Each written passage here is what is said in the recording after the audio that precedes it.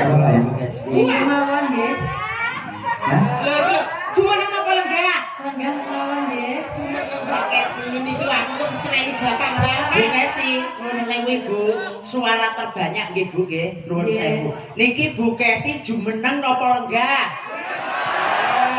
Lenggah napa jumeneng? Kayak neng omah lho Bu gimana gimana. Bapak Kiai Ponorogo niku rata Pak Yayo. Sing remen senior nggih kata, junior nggih kata. Ngoten lho, dadi sama rata. Terima kasih. Monggo jeng. Sing kula ajeng kula ibu nggih goro-goro engko.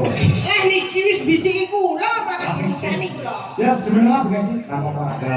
Bu Kesi. Ngomong dari anyar iki.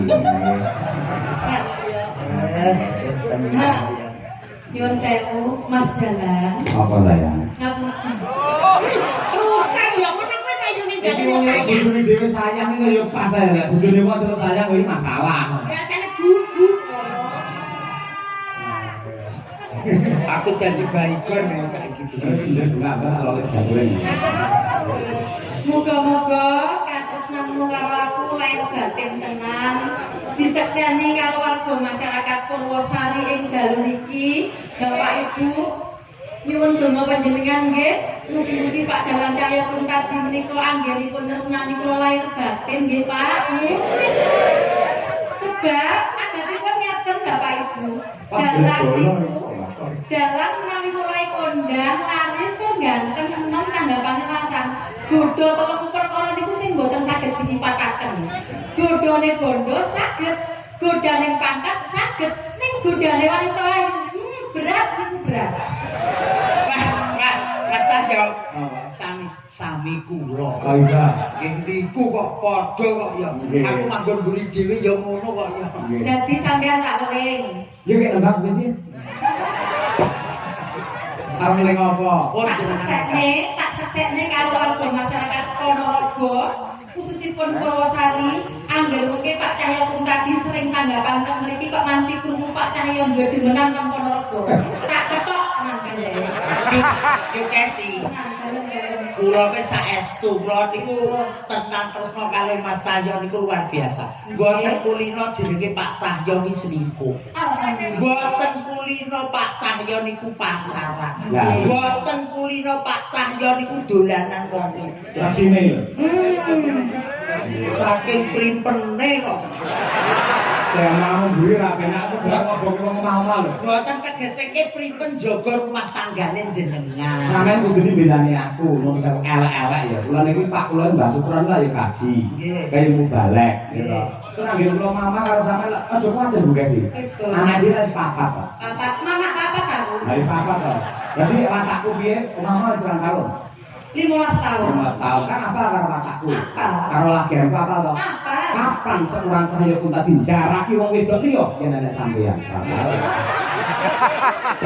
Bu Ibu, sampeyan terima enggak lek Pak Cahya Kuntadi duwe pacar ning kene Ibu? Khusus kali Bu Kesi nggih Bu nggih? Ya, ngono tunjak kita wedok wis mbok ponakmu ki Rino ki ayu, Girgita ki ayu wis enekno atimu Pak ben rumah tanggane awake awet. Awake dhewe rek ngembangke kesenian ngrembaka ning endi-endi. Nggih Pak ya? Ora jaraki wong wedok aku. Jaraki apri ya. Banci. Khusus warga masyarakat Purwosari, kula badhe nembangaken karyanipun Mbah Kakung Sukron Sondo para sepuh kula Langgam Sri Huning Mustika Tuban. Pripun Bapak Ibu? Mbak istrimu gimana sih akeh Mbak Lucy? Iki aku milih petinge kok iki biyen jare ora Sari.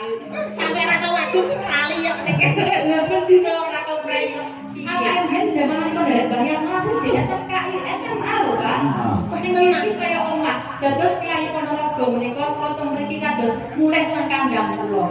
Kula nalika tasik SMA niku punut Mbah Yatno dalang guru kula omah kula teng mriki. Dadi wong Ponorogo niku senes tiang sanes kami kula ning sedaya keluarga ngoten. Ning anggar wong Ponorogo ngejot sampean telepon sampean dinya kok uang ngale ra. Mas, ki sing marai grogi iki aku ya guru kuwi. Oh. Ya kuwi sing marai grogi iki buka sing dinyang angele ram. Kuwi nek nang dalan metek. Nggih, rupa gawe kotor niki lho botone kaya Ponorogo. Pun kadung gandrung wis gak tau nyang-nyangan.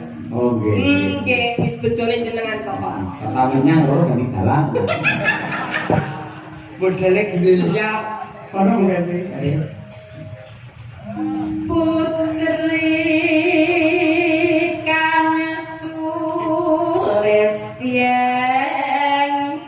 warani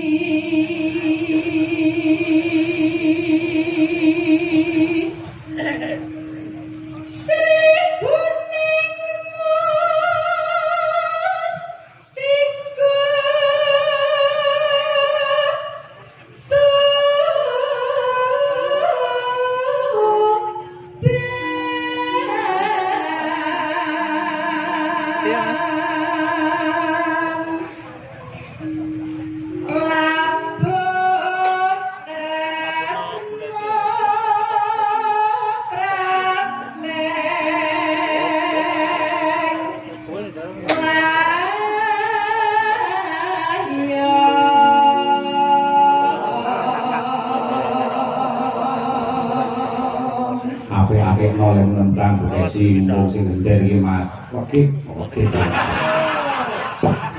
Mas Danang wae kok.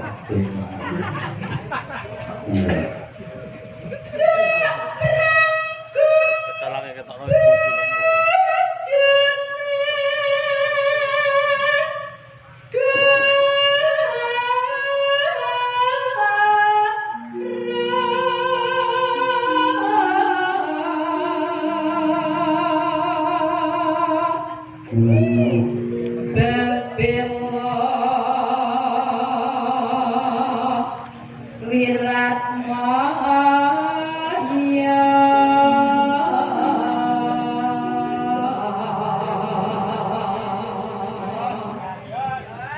Pripun, Pak?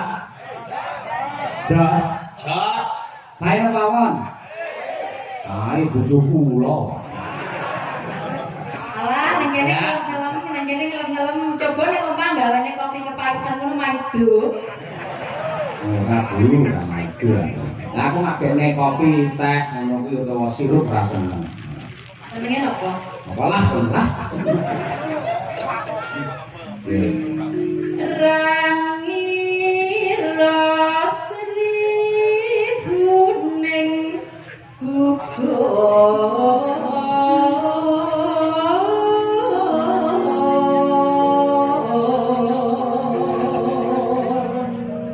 mongko mustika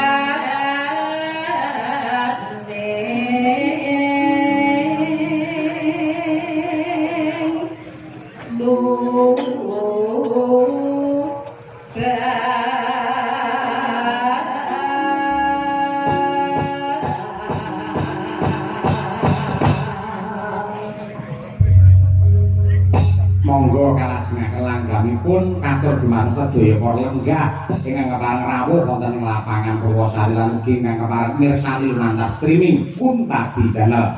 Monggo Bu.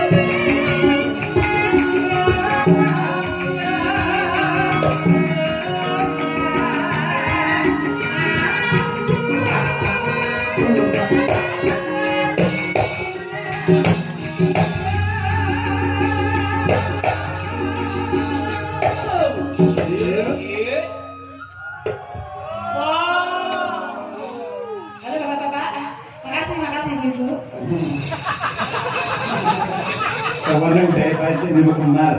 Ya kan jaman semonten lho Mbak Kesi luar biasa. Pokoke selama nunggu kabeh tresno Bu Kesi. Nggih, matur. Jeneng. Saya sampean dhewe kok sing ora pati tresno. Ketoke lho. Sing ngomong sapa? Main Jakarta ping langit. Ya mung kuwi sing dadi mutiarane ati. Ora percaya. Dek kapan kae nang kono nek sing 17 kok mbok ngrangkul. Kae pas kilaf aku. Edu ora apa-apa. Piyai kamu sekali-kali nggih cuci mata. Sing penting hati ini kan hanya untuk dirimu. Kakakku tenang kowe. Aku kok dikotot sare. Ya kapan-kapan ngono ya, Pak Cahya ditetepone karo bintang tamune Mbak Silvin kaya bahagia. Aku lu seneng karo sampeyan tuh. Kapu sih nek.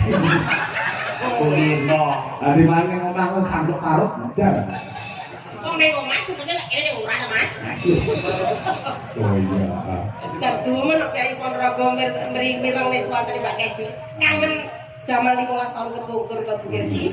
Bu Kesi biyen nganti saiki tetep konyol. Sinden menika kaki.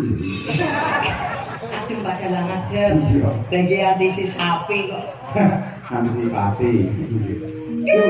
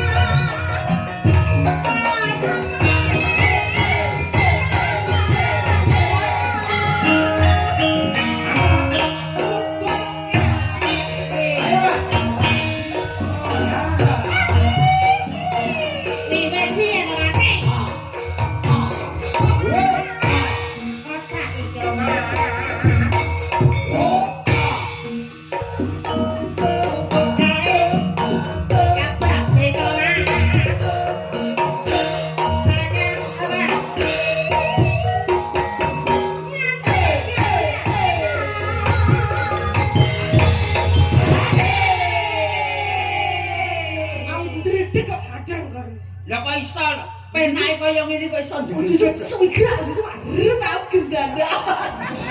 Sakit kok malu. Modeling yo ngono kuwi. Padakarane yo ngono kuwi. Wah kebrake aku mek kali kabeh. Kaya-kaya tulung agungan, kaya-kaya penolagan, kaya-kaya budal laras. Kok jebul temunan. Padakara kok yo. Tenang mawon, Mbak. Sing geragam mboten namung jenengan. Aja ngecek-ngecek yo ta. Kandhane baru ora bangun kula kabeh iki padha diredeke mboten umum. Mbak nggih baca loro yang geragam kabeh. Ngoten, Mbak. Ada catatan ya.